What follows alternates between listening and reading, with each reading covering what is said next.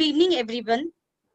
I, Gunjan Amreskar, on behalf of the Department of Law and Legal Aid Clinic of K.E. Shroff College of Arts and Commerce, welcome everyone in today's webinar, Unravel- Unraveling Mysteries of Intellectual Property Rights. Special thanks to our eminent speaker, Advocate Hiren Kamath sir, for accepting our invitation and making this webinar possible. Thank you so much. It is such a pleasure to be here with all of you here digitally. This is a topic which is very, very close to my heart, and I have taken a lot of webinars during this lockdown to ensure that wherever and in whatever way possible, if there was an opportunity to generally talk about intellectual property rights or make students aware about the practicalities of intellectual property rights and some good case laws, I've taken all those opportunities and ensured that I have given maximum possible whatever I can to the students insofar as unique field of intellectual property rights is concerned. Today's topic also is interesting, unraveling the mystery of intellectual property rights. There is really no mystery in a way, but it is also mysterious. Mysterious because you will see people have their own notions about intellectual property.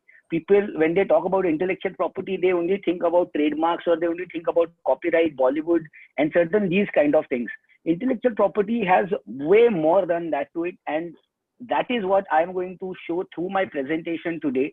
I'm going to take you through all the fields of intellectual property rights by giving some good practical examples, by giving you information about some interesting cases which were fought in the Bombay High Court and in Supreme Court, and give all kinds of practical examples. So by the end of the day, or by the end of the presentation, I hope and I believe that it won't be a mystery anymore. At the end of it, I'm sure everybody who is attending right now will have some clarity in so far as all the different fields or this canopy of intellectual property rights is concerned. I do believe that more than theoretical knowledge, it is really important to understand intellectual property. It is important for you to actually see certain things, see those logos, see the principles, see some audio clips which I'm going to play. All these things are required in order to really appreciate what is intellectual property and how do our courts across the country protect these different kinds of intellectual property. I have prepared one presentation. Let me just start sharing my screen and we can start with our today's topic immediately. That if you cannot afford a lawyer, the trial will go a lot faster. This is a judge telling one of the litigants that, look, if you have a lawyer, your trial is going to go slower, which is what generally happens in courts, and we all know about it. So what is this intellectual property? To begin with fast, what is this intellectual property? First of all, let us understand why the name intellectual property. The name intellectual property comes because intellectual, because it is a creation of your mind, and property because it is of economic value to you. Therefore, therefore the name intellectual property. Now, many people feel that just because this property is not a tangible property, they feel that there are certain principles which apply to this property which are generally not available to a general property. But the first notion and the first principle that everybody must remember is intellectual property is a non-tangible property, but all the principles which apply to any normal property would also apply to any type of intellectual property. To give you an example, you know what we do when we buy, say in case of a land, when you buy a piece of land, actual physical property, what do you do first? Before buying the property, you get the search conducted. After you buy the land, you put a fence on that property in order to ensure that nobody encroaches upon the land. If you are in need of money, what do? You can sell the land, you can build something, give it on leave and license. And these are the things that generally you can do with any kind of property. Exact same principles also apply to intellectual property. Before you start doing any business, if you want to adopt a trademark, how you conduct a search, generally for what we call normally as a title search for a property, there is a proper search which you can conduct in the Register of Trademarks office, wherein you can know then whether it is available to you. Thereafter, the moment you adopt a mark, you file a trademark application. That is how you are trying to protect your intellectual property. Once your mark becomes a little big, it becomes a good brand. You must have heard of Flipkart selling their stake, Amazon taking over so many startups, and then you hear all these mind-boggling figures. These figures are all for the purposes of these figures are all in respect of intellectual property insofar as the trademarks are concerned. So for example, if your brand becomes really big and if you want to sell it, you are in need of money, you sell it, you get money out of it. You can even license the trademark. You can license a copyright into your whatever work that you create. The notion, therefore, that just because it is an intangible property and hence it is little different, that is not there. First principle that you have to remember is whatever applies to a normal property also applies to any field of general intellectual property also. Now, within the canopy of intellectual property, these are the laws, these are the specific headings which I have given. There are specific laws which govern various fields of intellectual property: trademark, copyright, patent, industrial design, trade secrets, semiconductors, plant varieties, and geographical indications. The one which you see on your screen, the one on the right hand side, people must have heard about them. Everybody has heard about trademarks, copyright, patent generally. Geographical indication, probably yes, but plant varieties, semiconductors, these are topics which I'm sure most of you must not have really heard about it, because there are not a lot of cases also pertaining to these kind of these fields. But as we go ahead, as you will see in my presentation, I've tried to cover some interesting cases even which cover or which pertain to this field of law. Except trade secret that you see here, trademark, copyright, and whatever other fields that what you can see on the screen, except trade secret, all of them are codified laws, which means that there is a specific act. There is an act which governs trademark. There is act which governs copyright, patent. All of them are special laws. Trade secret does not have any codified law. For trade secret, it is under the common law doctrine or under the contract that you can actually enforce your trade secret. Otherwise, all the fields that you see, all of them have been codified. And in India, we have specialized act which actually deals into all these things. Why is also intellectual property a little close to us is because in all your day-to-day activities, whatever you do, you are touching various fields of intellectual property. One example which I like to give is, for example, you get up in the morning, you brush your teeth, you wear your Arrow shirt, you get into your Maruti car, you are listening to some music in the car, you are using your OnePlus phone, you are going to Starbucks to have coffee, in the evening you are listening to some music, at night before sleeping you are using a Colgate toothpaste. All these things, whatever you do generally, in all these examples that I gave you, various forms of intellectual property, intellectual properties are involved. And as we go ahead, as we see through the presentation, it will be my endeavor to break it down into simple words so that everybody can understand. This is one ring fence of intellectual property. I have seen so many times people get confused. They ask all sorts of questions regarding trademark, copyright separately. This one slide I have prepared so as to make you understand within one example, what do you mean by these different kind of names that you have seen, what you see on the screen, or what do you mean by trademark, copyright, patent, designs? Everybody has heard of about Kodak. Now, do you know Kodak? Actually, if it was not a virtual meeting, I like to generally ask people that, do you know what is the meaning of Kodak? Nobody can actually tell you what is the meaning of Kodak, because Kodak is an invented word, which means there is no meaning to Kodak. Kodak is not a dictionary word. So now within this example of Kodak, let us see all the kinds of intellectual property which are there. The brand name Kodak that you see, that can be protected under the Trademark Act. The packaging, if you see that Kodak camera, the packaging that you used to get along with that packaging can be registered under the Copyright Act and can be protected under the Copyright Act. The camera body can be protected under the Designs Act. The actual camera of the actual design of the camera can be protected under the Designs Act.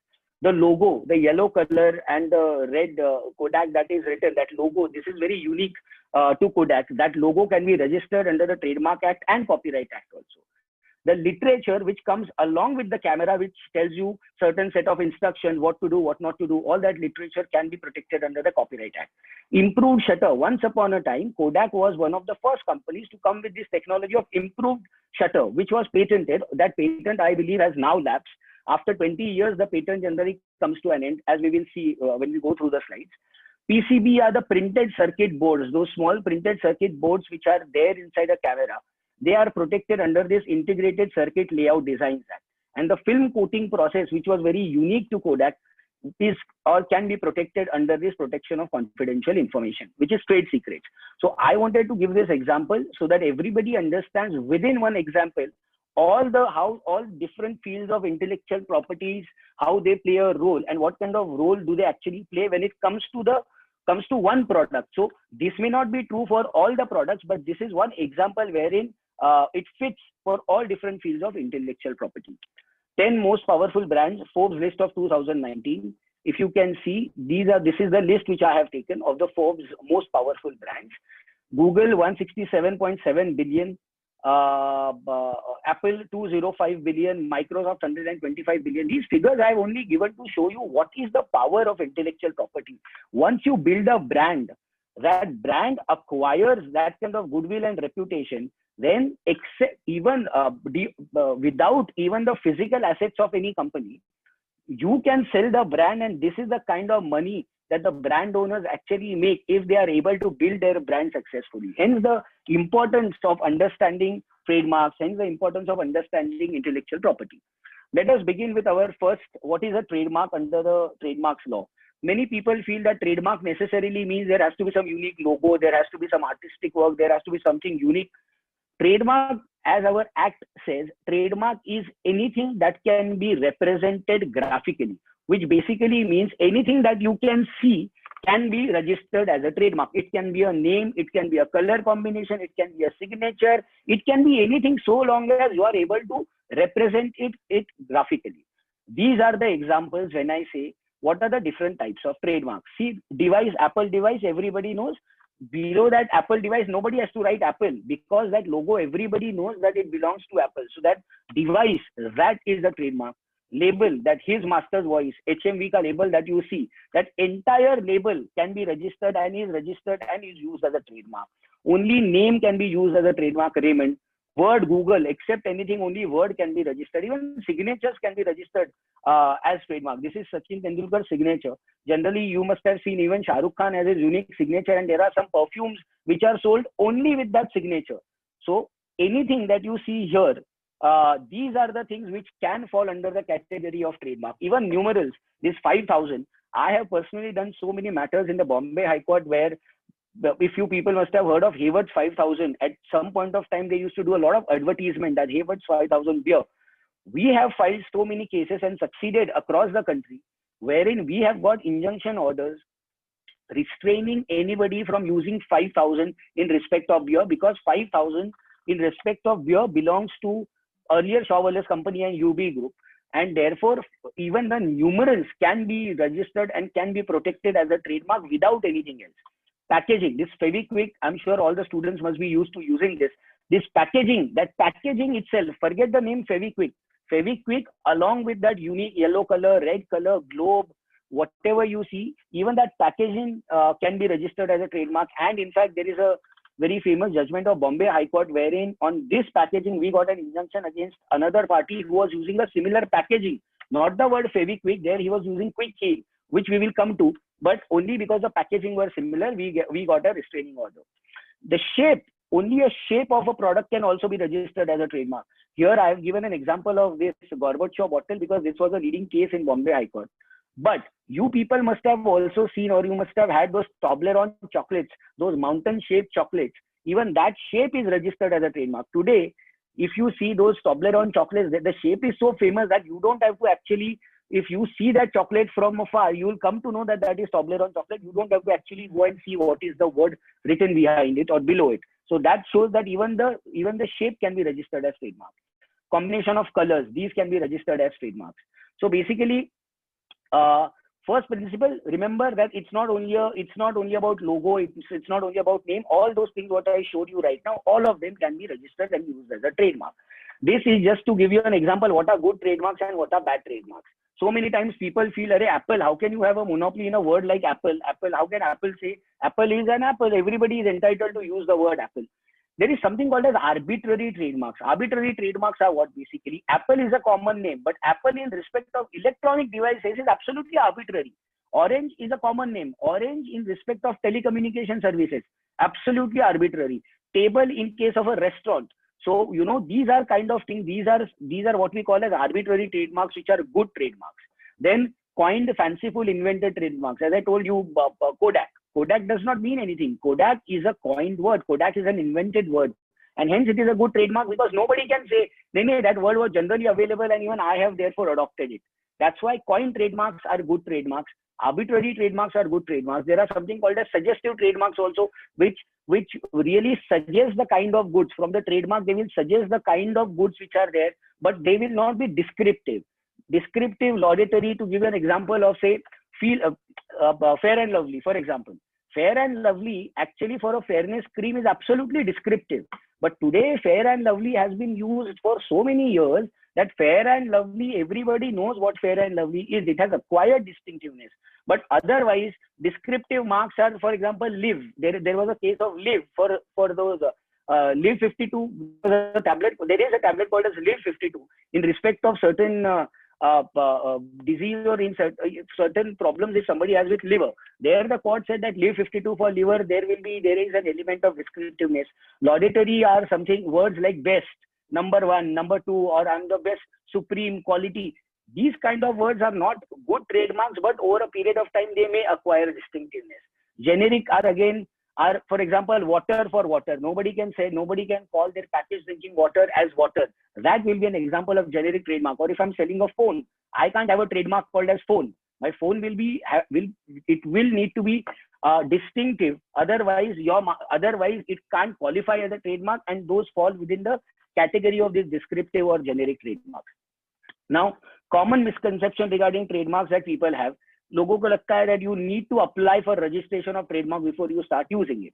Unlike FDA or unlike other permissions, for a trademark, you have something called as common law right also, which means you can start using the trademark without making any application, without doing anything. If you like a trademark or if you invent a trademark, you can start using it in respect of your goods or services.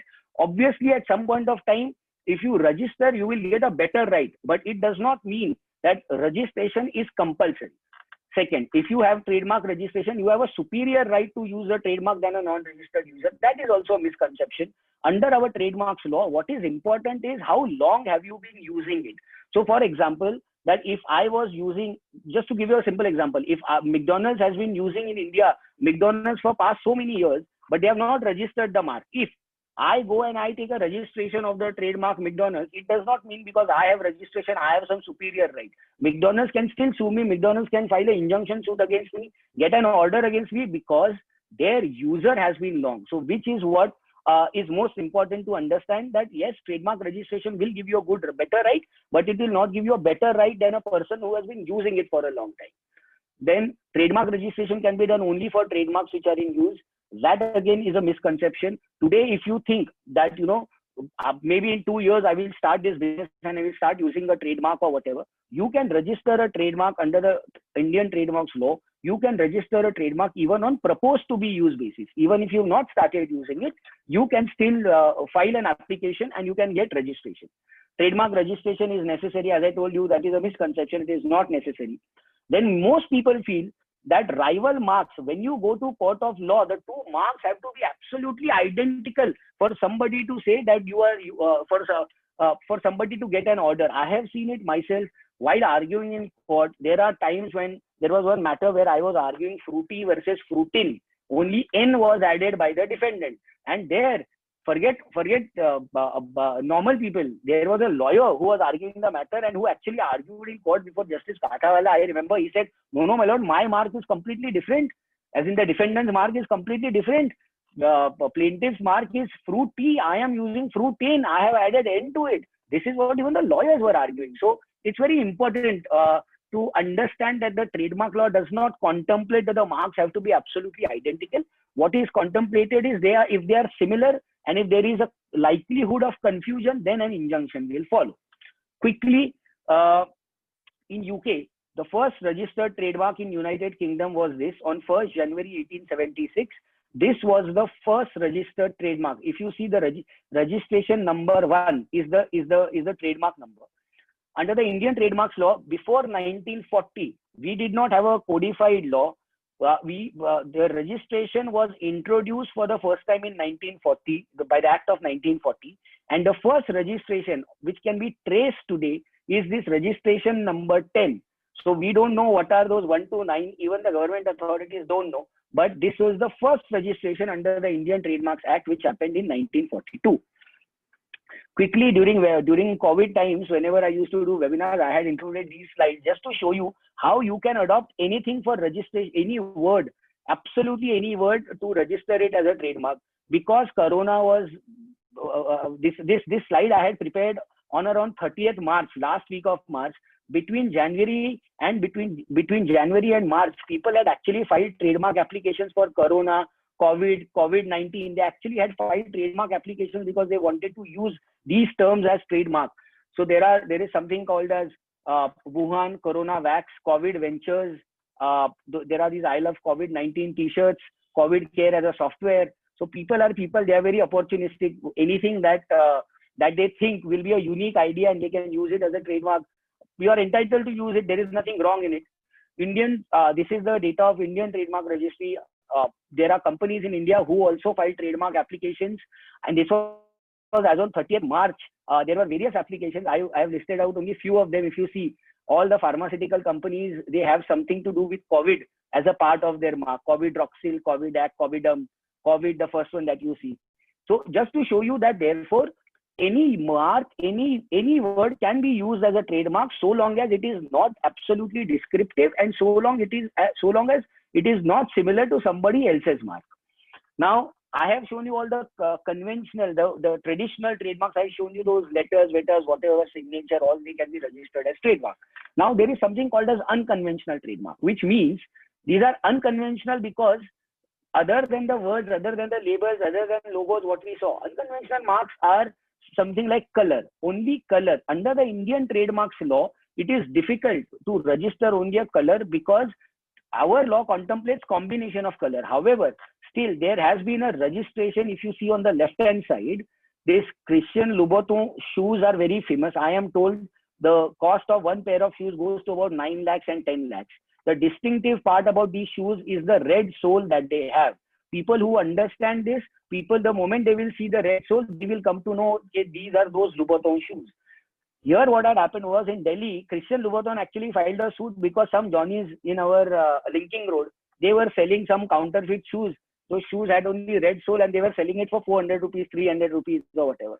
There the court passed an order, court, commissioner, police, they came, they raided the premises in or some shops on Linking Road. And ultimately the court held that no, this is protectable because that red color sole has acquired that kind of goodwill and reputation. This Tiffany, this steel color is actually registered as only single color is registered in US as a color trademark, which means that nobody can use, insofar as jewelry business is concerned in US, nobody will be able to use this color.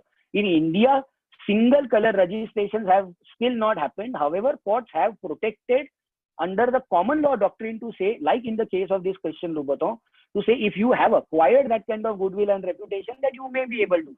For example, Cadbury, we all know the purple color of Cadbury. If you see that purple color or a chocolate with purple color, I don't think any one of us need to really read the name, because from the color we'll be able to identify that it is Cadbury. But still, because the law does not provide, there has been no registration so far. Unconventional trademarks, sound trademarks. So color as trademark, sound as trademark. So under the Indian trademark law, as I told you, whatever can be graphically represented, you can register it as a trademark. A sound can be graphically represented, and hence this is how trademark applications have been filed. The Yahoo Yodel in 2008 was the first sound trademark registration that somebody got in India. I'm going to play that. This Nokia jingle, this.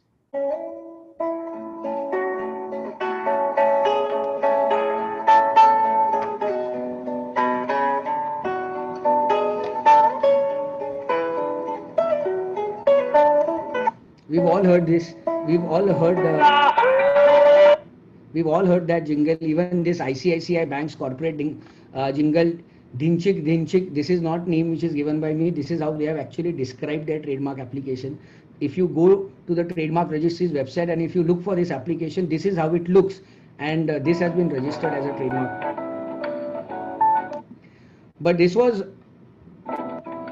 India was one of the first few countries to actually recognize and give registration to sound trademarks. Obviously in US and also there were, but there are still certain European countries in which they are little traditional about it, and registrations are not really easily granted for sound trademarks. In India, again, scent trademark is something which our law does not contemplate. As I told you, because under the Indian trademark law, it has to be graphically represented. Unless you can represent it graphically, it can't be registered as a trademark.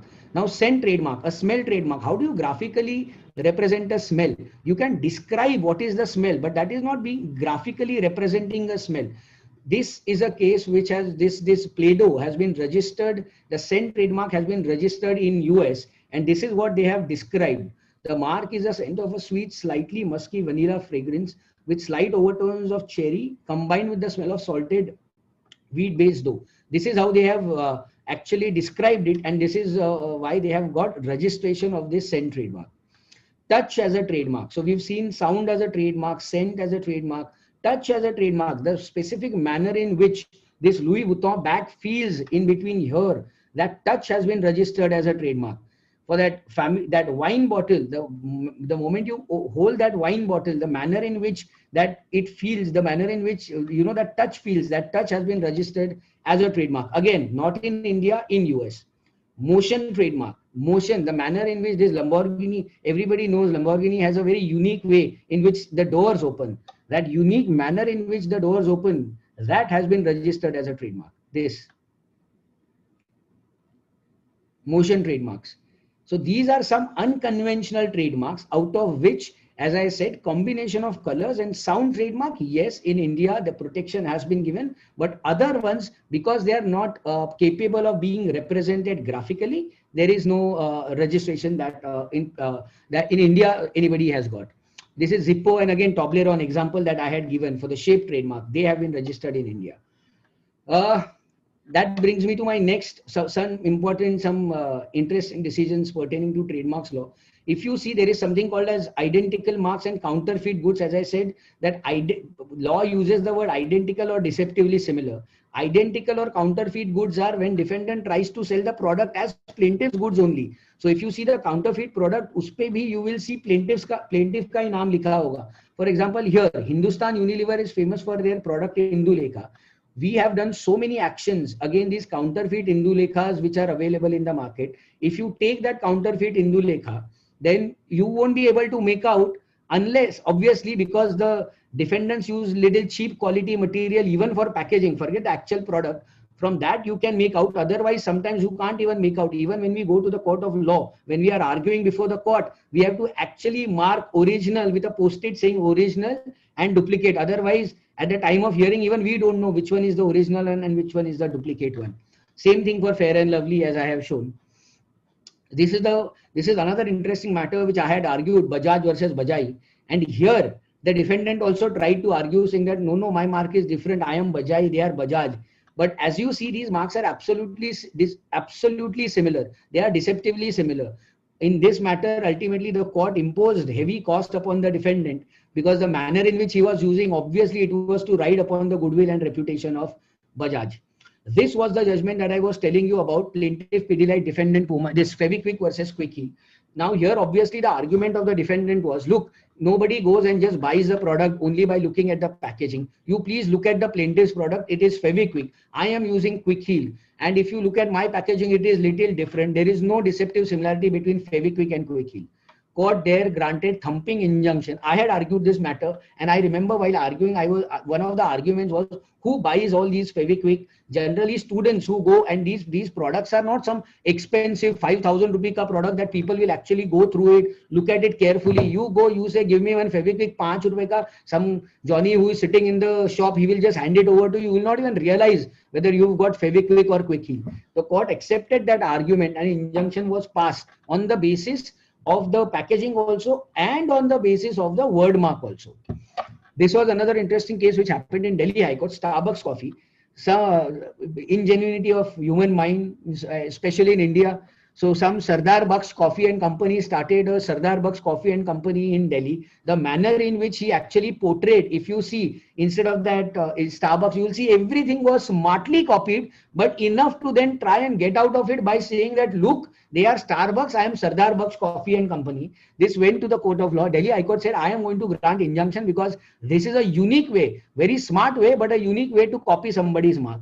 Finally, the defendant there said, no, I will change my mark, and they changed the mark to Sardarji-Bucks Coffee and Company. this one, over which obviously the plaintiff Starbucks did not have a problem, and then matter was ultimately settled. This was a matter which we've done now, 7th September, where I was appearing for this Fruity and Fizz. Happy Fizz, everybody, I'm sure everybody is aware about Happy Fizz.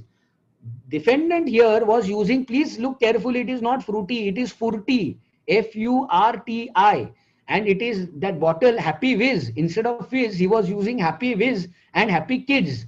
But this is the manner in which he was selling his products. We got an injunction order, we took a court receiver, we took police, we conducted raid on the premises of the defendant, and we confiscated a lot of these counterfeit products which were destroyed. And here then the court, when the defendant came forward, defendant said, Galti ho gayi, I'll not do it again. But we argued saying that there has to be some deterrent effect. So therefore this will not do. And therefore court imposed cost of 6 lakh rupees on those defendants. On 7th of September, this order was passed. Quickly now, that gets me to my next topic of copyright.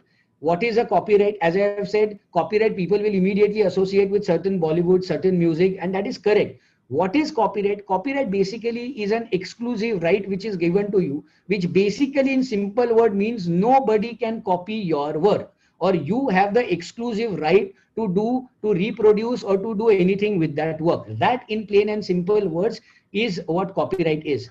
Quickly, copyright lies into these things. Copyright lies in literary work. When you write a song, when you write a poem, you have a copyright in it. Dramatic work, the drama that you see, theater work, whatever you see there, you have copyright in it. Musical work. When I say musical work, I don't mean the song. Musical work is the underlying music, the tune, the music of the song. Artistic work, when you draw pictures, when you have photographs, all these are covered under artistic works. Cinematograph films and sound recordings. So films, obviously the cinematograph films that we see, they are protected, and sound recordings. But these are the categories, these are the things which are protected under the copyright law. Basic concepts of copyright: cluster of rights. Negative right, it is a negative right, as I said, that it is a right wherein nobody can copy or nobody can do anything except without your permission.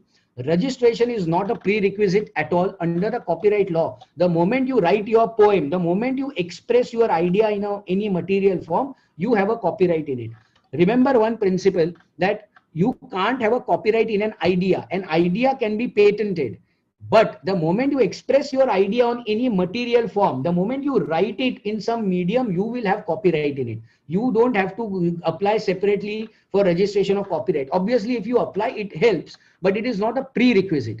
Copyright subsists in an identical work. This is also very important. That I always give this example. If me and my friend, if we go in the evening at 5 o'clock on top of the mountain and we decide to draw a picture of what we see in front of us, and take it that we both are decent artists, obviously my photograph and his photograph is going to be almost identical, because we are drawing what we see and we are seeing the same thing at the same time. It does not therefore mean that there can't, unlike a trademark where you will have only one mark, one source, one proprietor, you can stop others. For copyright, there is a possibility. Bhagat Singh, to give you an example, on the life of Bhagat Singh, so many movies have been made. So just because you make one movie does not mean you will have a complete monopoly in it, which means that things which are in public domain, nobody can claim any monopoly. How you treat it, how you, the sequence of events, how do you actually, if you are drawing, the manner in which you have drawn the specific thing, or if you make a movie, the manner in which you have made the movie, in that you will have a copyright, but you will not have copyright per se in the idea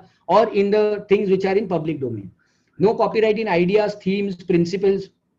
Term of copyright. Copyright is also granted for a specific amount of time. As you know, patent is generally granted for 20 years, after which it falls into public domain. Copyright is granted for a long period of time. It is generally 60 years after the death of the author. And in case of cinematograph films, it is 50 years from the date on which that cinematograph film was made. So for example, 1959, Mughal-e-Azam was released in 1959. On 1st January 2021, on 1st January, after 2 months, that movie will fall in public domain, which means nobody will require any permission to show that movie, and you can make copies of that movie and you can do whatever with that movie, with what a owner of the copyright of that film could do. So that copyright also basically has set amount of term which is given.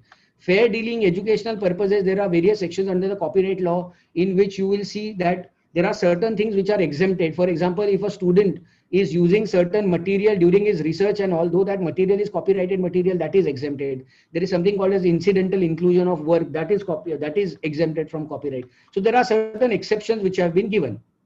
Term of copyright in photographs, it is 60 years from the beginning of the calendar year in which the author dies. As I said, 60 years from the death of the author. This was a unique case, and this is an example which I give to everybody generally. This was a case where there is a photographer called as David Slater. He took a photograph of this monkey. He's a British national photographer. He had gone to Indonesia, and he had gone there to take, he's a wildlife photographer basically. He wanted to take some good pictures of the monkeys which were playing there. So he arranged his camera, he put the whatever lens, and as he was about to take a photograph, monkeys jumped, they came down and they started fiddling with the camera. While they were fiddling with the camera, one of the monkeys actually took a photograph. And this photograph is the first selfie which has been taken by an animal. The photograph is famous and it created a ruckus around the world because we all know what is Wikipedia. Like Wikipedia, there is a site called as Wikimedia, where all the photographs which are generally in public domain are published. You can go, you can enjoy those photographs or use it to your advantage. One day, this David Slater, he realized that these photographs were actually put on Wikimedia. So he told Wikimedia that I am the owner of the copyright. That photograph belongs to me. You can't do it without my permission. Wikimedia said, how are you the owner of the copyright? The monkey has taken the photograph. There is no owner. If there is some owner, then monkey will be the owner. Otherwise, you're not the owner of the copyright. He actually filed a case in US District Court, and there the court had to actually give a ruling as to whether he is the owner or the monkey is the owner, because the argument was who's taken the photograph. The person who takes the photographs is generally the author and the owner of the work. The argument went to such a level that United States Patent and Trademark Office and Copyright Office, they had to come up with a notification saying that no, US copyright law does not give any protection to animals insofar as copyright is concerned. So it is only human beings who can own a copyright, and therefore animals can't own a copyright.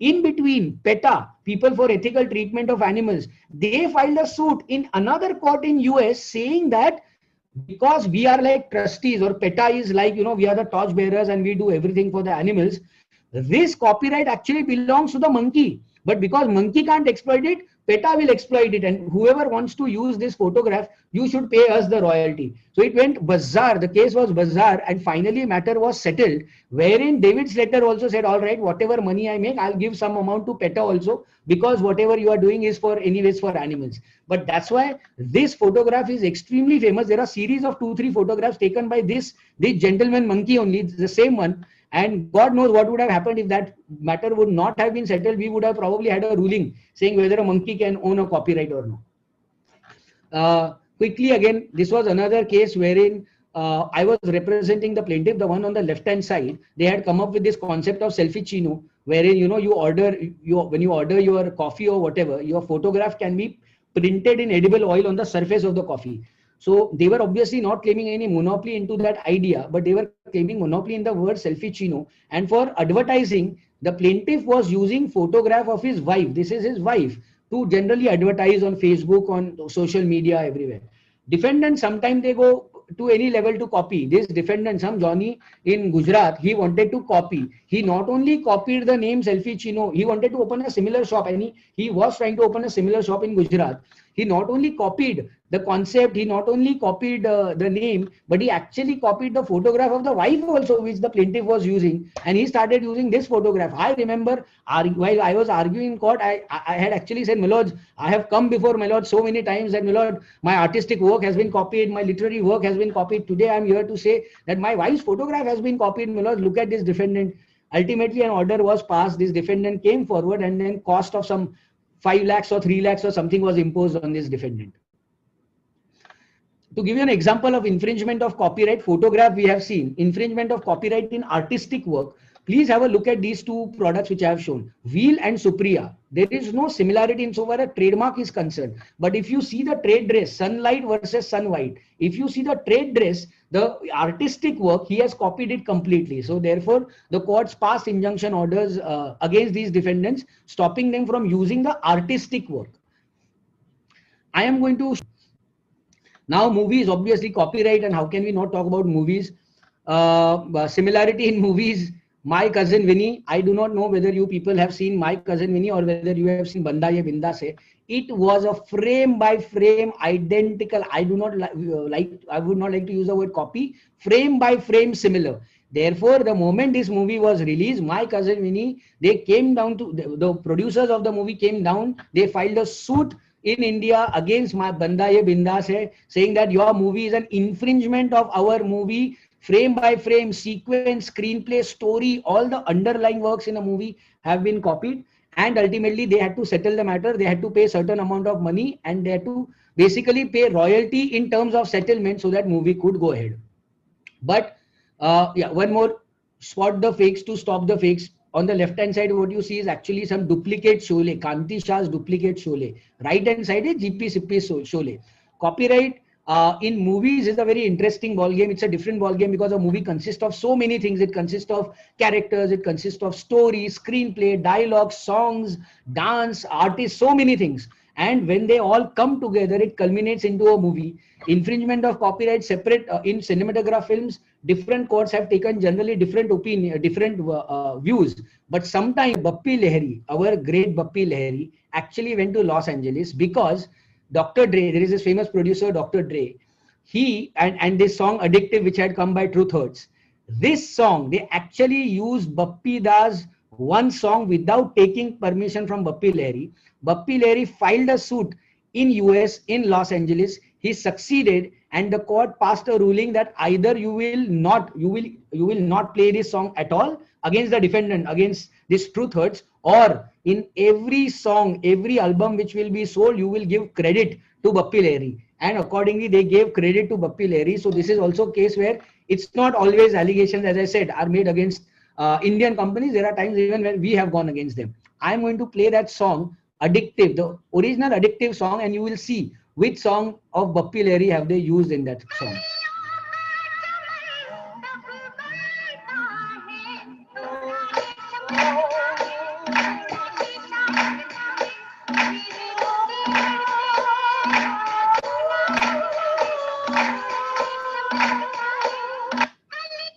Obviously, that was outright copy. They had lifted, they had not taken permission, and that is how he succeeded.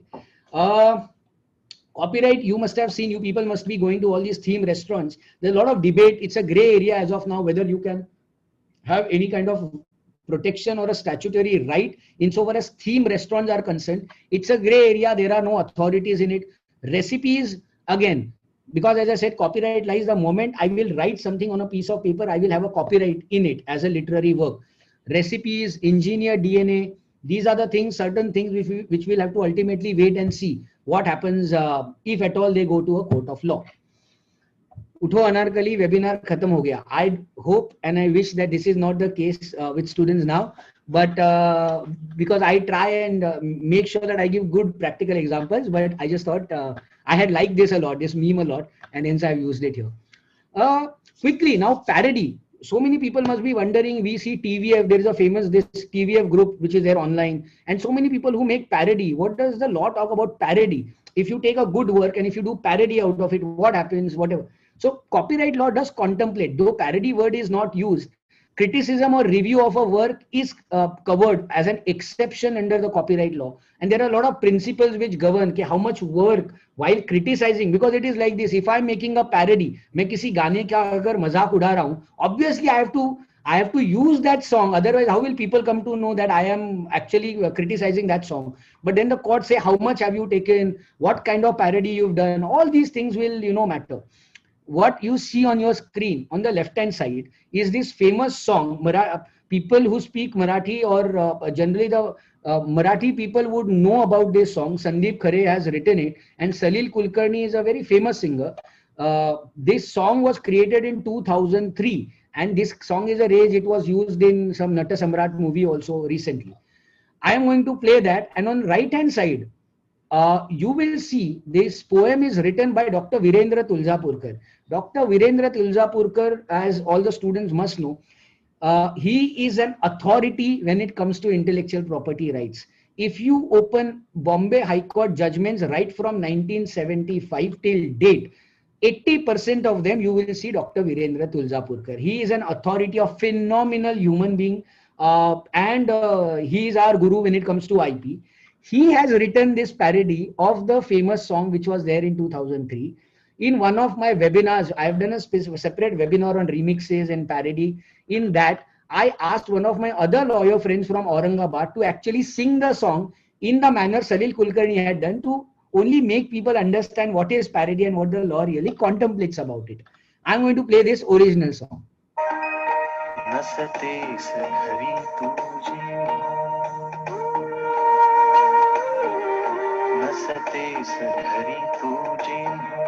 जीव तुटका तुटका होतो जगण्याचे विरती धागे संसार फाटका होतो.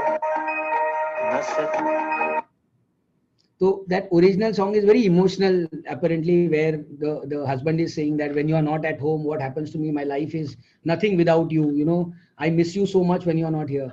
Dr. Tulsapurkar made a parody that so a husband telling his wife that when you are at home, what all happens to me? So where in the original one where he is saying ki naste se ghari tu jewa jeev tutka tutka hoto jagण्याचे विरते धागे संसार फाटका होतो.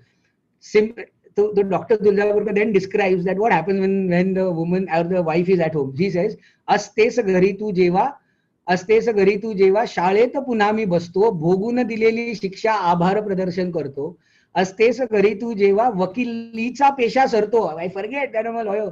निजलेल्या जजपारी मी बोलणे तुझे ते श्रवतो. So that is what Dr. Tulsapurkar has written. So now I had asked one of my lawyer friends, he sung this parody into the same tune as Salil Kulkarni.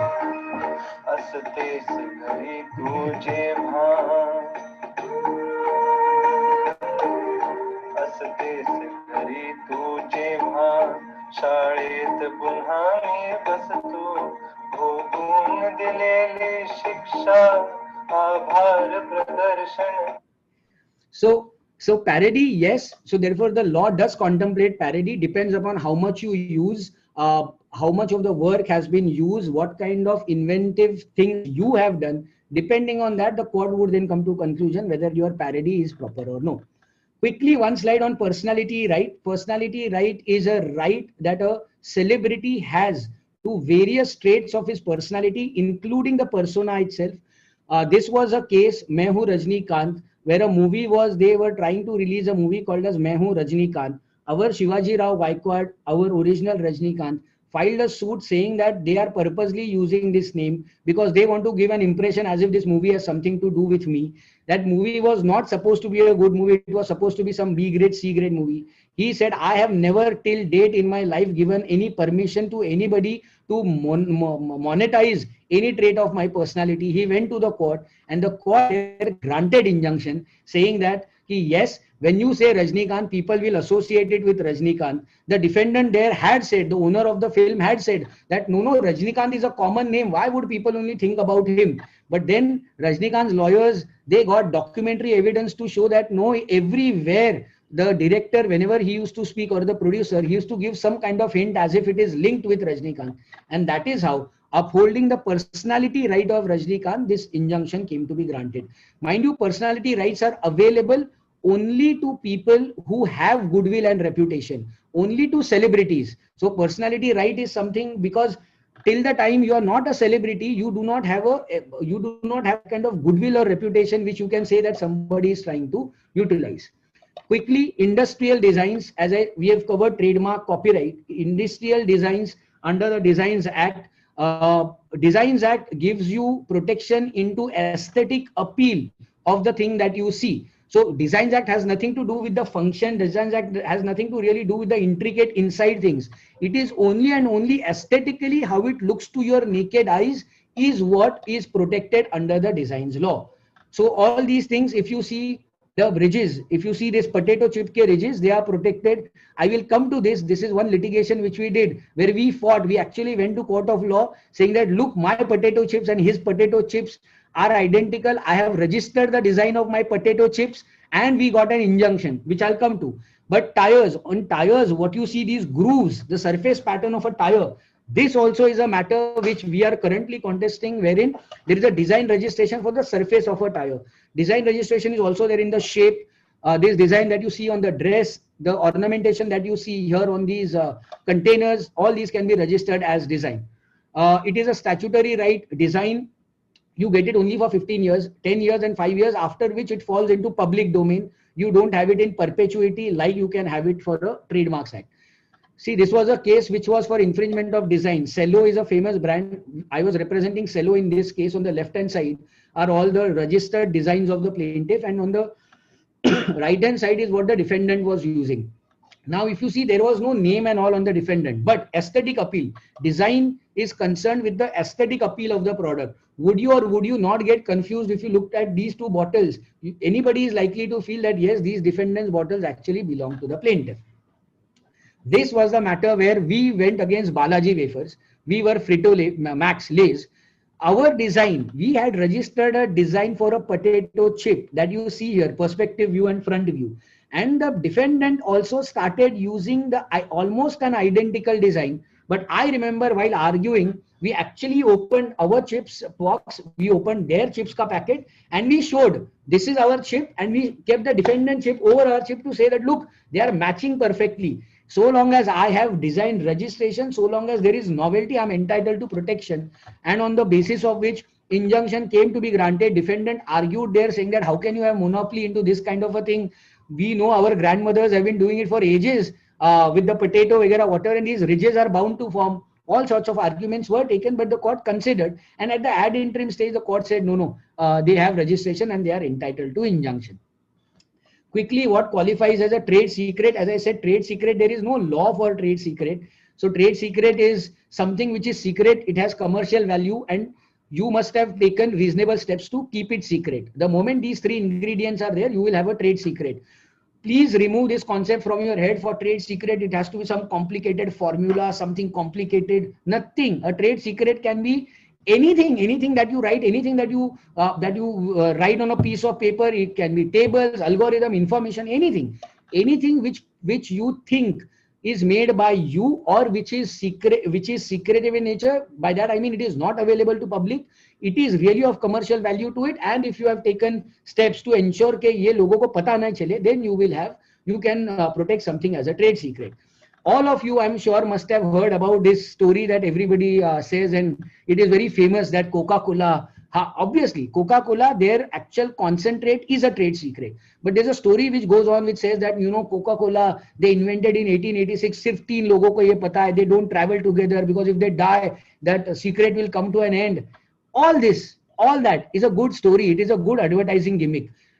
Obviously, there is a trade secret in the concentrate, but Coca-Cola has really been able to use their advertising gimmick to convey a point, saying that we really take our trade secret very seriously. And through this channel, this story, which so many of you must have heard, they have been actually able to achieve that you know, people know basically that the concentrate is protected under the trade secret regime. As I said, trade secret lies in all these things: business plan, product name, sales data, anything. As I said, anything which is capable of being protected, which is of commercial value to it, can be your trade secret. What is a geographical indication? GI, as I said. GI is like a trademark, but it belongs to products, or it is pertaining to products which come from a particular geographical area.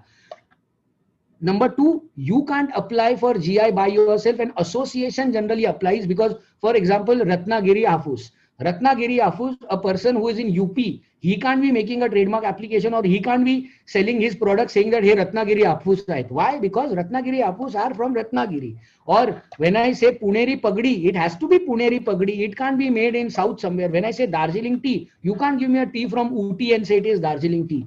So that which really identifies the agricultural, natural of the manufactured goods from a particular territory, particular geographical location, that is a geographical indication.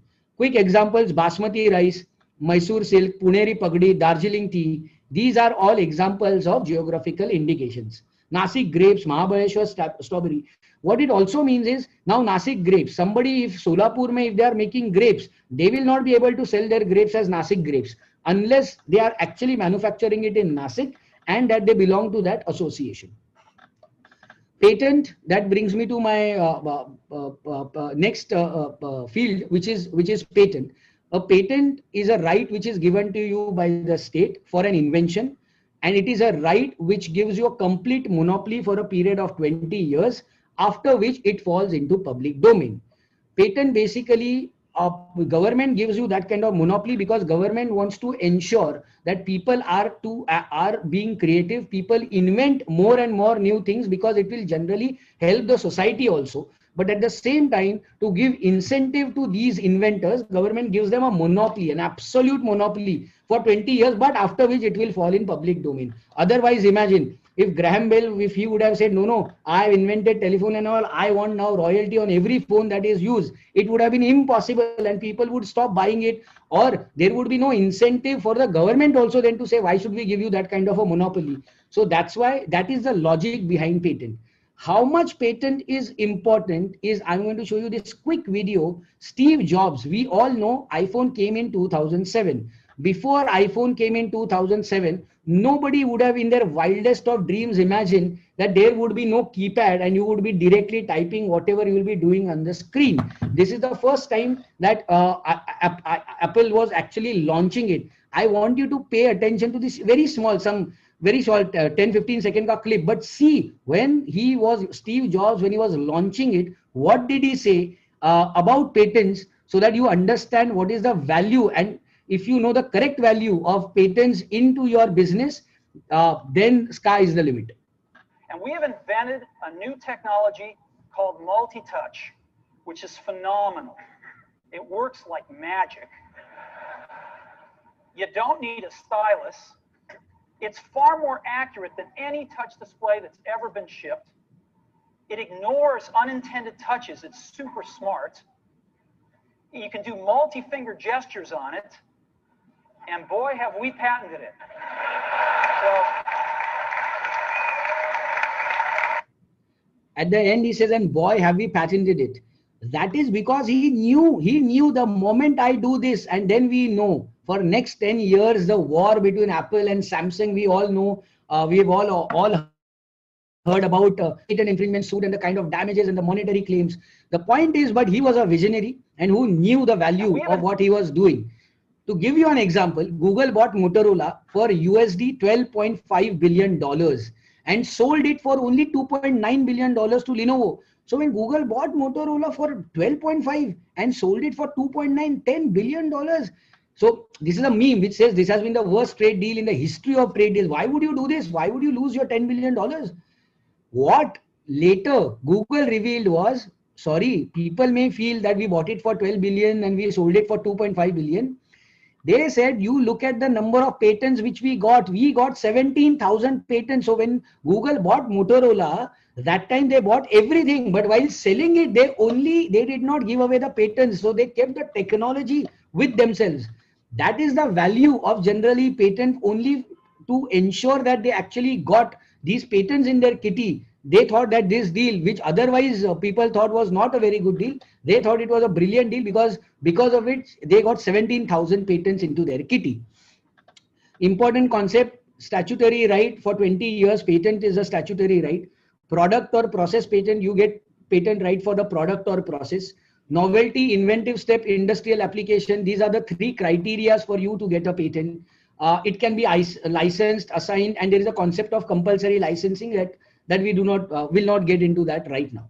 One slide quickly on this protection of plant varieties and farmers' rights. बहुत लोगों को तो पता भी नहीं होगा. There is an act called as Protection of Plant Varieties and Farmers' Rights Act 2002. It actually protects the seed growers, the farmers, if they are doing something unique, because of which, you know, the cultivation is good, because of which there is a good crop. Government actually protects them. Government actually tells them, all right, we will give you a right.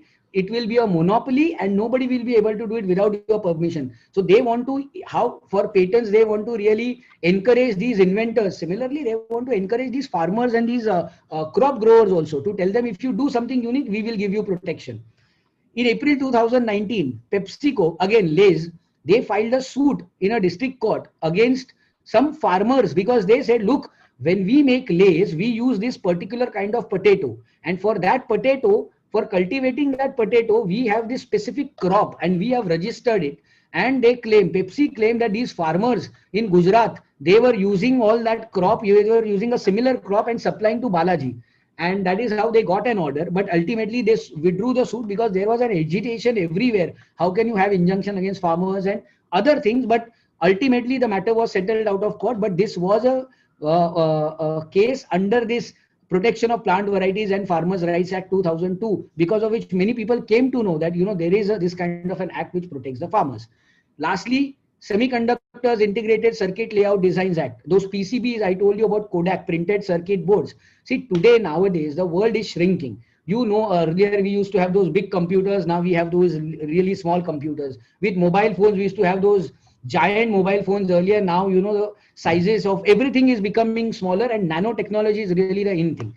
While doing it, therefore, it is important for these inventors also to come up with new things insofar as these semiconductors which are used. So to encourage them, this act also protects the manner in which, the pattern in which your design, which is there into a semiconductor, that is also protected under the act. And then you also have validity for 10 years. That registration of design, it is not unlike a trademark or whatever, it is not there for perpetuity. Food for thought in any event. Thank you so much. You guys were a great audience. It was 1 hour 15 minutes. I tried my level best to quickly cover and give you as many examples as possible to make it little easier. I hope you guys enjoyed it. Thank you so much again. Thank you, sir, for creating an awareness among us about IPRs. I hope our participants would have gained knowledge from your immense experience. As all good things come to an end, webinar has also come to an end. Before we start with our question and answer, I would like to request the participants to fill the feedback form. The link for the same has been dropped in the chat box. Now we have come to our last session of question and answer. Now I request our chairperson of Legal Aid Clinic, Malvika ma'am, to take over the session. Over to you, Malvika ma'am. Thank you, Gunjan. Sir, I would like to take few questions. So one question is there, if in any corporate party, any song is played or may in a wedding or a sangeet, if song is played, is this an infringement of the original producer? There are 2-3 elements to that question. First is, Yes. corporate party, any song is played. Pause there for a second. Yeah. If it is a corporate party, then you require a permission. You require a permission from the owner of the sound recording, as also if if you're just playing the sound recording, Genda Phul jo maine abhi bajaya, if you're just playing it, you require permission from the owner of the sound recording. But if you have people who will be performing there and who will be actually singing, then you require permission of the underlying works also, which basically means the author, the musician, and the person who's written. Generally what happens is, there is something called as a collective management society. You people, if you in future also, when you read more about IPR, you will definitely come across these names called as PPL, IPRS. These are basically collective society. Otherwise aisa hai, I want to genuinely play songs and I want to give them the royalty. लेकिन मैं ढूंढूं कहाँ, मैं किसके पास जाऊं, where should I go, कि कौन owner है, कहाँ ढूंढूं मैं. So then they have a society which is called as a PPL society or IPRS society. These societies do collective management for all these major labels. So all that you have to go and do is basically get permission from them, and then you can play. 2. Now you have said, or may in wedding or in sangeet. Again, wedding and sangeet is little different ball game, because there is an exception. That exception is, if it is for a religious affair, you can play the music. This used to be a problem because all the DJs and all the, generally, how wedding is a big deal in India. So all these people used to say, nahin, there is an exemption under the copyright law, and then in wedding, no permission required. However, this was clarified by the government about a year ago by saying that, look, only when there is a religious ceremony happening, that time, no difficulty. But in India, as you know, we have Sangeet night, this night, that night. If you are doing all that without any religious ceremony, you will require permission. Otherwise, if there is a religious ceremony followed by whatever, then you may not require permission from anybody. And infringement of, you have written original producers. So I hope I have answered original producers. By that, you mean cinematograph. If it is only a sound recording, then yes, the owner of the sound recording. Otherwise, others, including the underlying works ke owners. So my next question is, can you sell an idea to a company without being getting it patented? Yeah, you You can. haven't got a patent? Yeah, because it's like this. Uh, Idea also to get patent takes a long time. And if generally you have an idea and if you think you want to commercially exploit it, you can get into an agreement with a company, but then you have to ensure that you have something called as a non-disclosure agreement. That you will disclose that idea to the company under an obligation of confidentiality, which means कि अपना अगर workout नहीं हुआ, तो then there is an obligation upon you कि तुम ये idea कहीं यूज नहीं करोगे. So you get into these kind of agreements and then you can disclose your ideas. My next question is little personal, like connected to me. Like my daughter, she's very fond of a band, like one of the music bands. And my husband is a mature painter. So my husband has painted a picture of that band for my daughter. He had copied that picture of them from the internet and made a replica of the picture for my daughter. She wants to put that picture, painted. She wants to put that picture in her room. So is this copyright violation? No, because two things. Number one, any use of work for personal use is no copyright violation.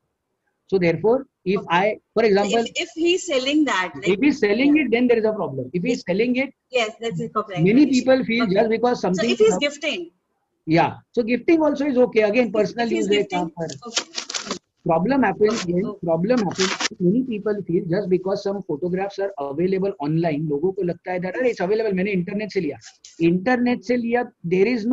There is no such law which says that just because it is on internet you are entitled to use it. People will still have their copyright protection. So therefore, now technically your husband can say that no, I saw it, it is there. So many people can use it. No? They can use it for their personal use, they can use it. So he can gift it, do whatever. But the moment there is some monetization angle involved to it or commercial exploitation angle involved to it, then you go into that gray zone of infringement of copyright. Okay, now you're a lawyer, so you are having specialization in IPR, so that's a different field. But if a student does a course in IPR, like he does a certificate course in IPR, so what do you suggest? What are the future prospects for such students? Oh, IPR today, let me tell you, all the law firms, even they look for people who have certain kind of interest in intellectual property rights. Today, if you see people who go abroad to do their masters, a lot of them opt only for intellectual property because this is one field which is so dynamic. It keeps changing with every passing day. And therefore, people who are interested in IPR must pursue. I believe in Mumbai University, you get the option of IPR by 4th year or 5th year. You get it as an optional subject. But thereafter, there are so many courses that you can do across the country. There are so many online courses which are offered by WIPO. There are so many courses offered by these national law schools. There are so many courses which are made available by Mumbai University also, because I know I've gone and I've given lectures insofar as these Mumbai University courses are concerned. But most importantly, what is really important is, other than all this, if you are in Mumbai or suburbs of Mumbai, you must try and get an internship and you must start working with an IPR boutique law firm, because the kind of exposure that you will get even as an intern in an IPR boutique law firm is something that you will not get anywhere in the books also. So that's why it's very important that you do all these courses, but at the same time, if you are interested, then your steps should be working towards getting some internship in law firms which basically practice a lot of IPR. So I think that was good enough, the question answer session. I don't have more questions. So, a big thank you to you, sir, for this effort towards this topic, that unraveling the mystery of IPR. I also wish my gratitude for providing excellent coverage of the topic. I'm sure that the participants are greatly benefited out of this topic, out of this webinar. So I, on behalf of the Law Department of K.S. Shroff College and the Legal Aid Clinic, thank you all the participants and sir, our eminent speakers, for making this webinar happen. Or I am reading in the chat box, many students have put their opinions about the webinar. They are liking it. They have shown their like the webinar was awesome and all. So thank you, sir. Thank you for your insight over the topic. Thank you so much. Thank you so much. Thank you so much, sir.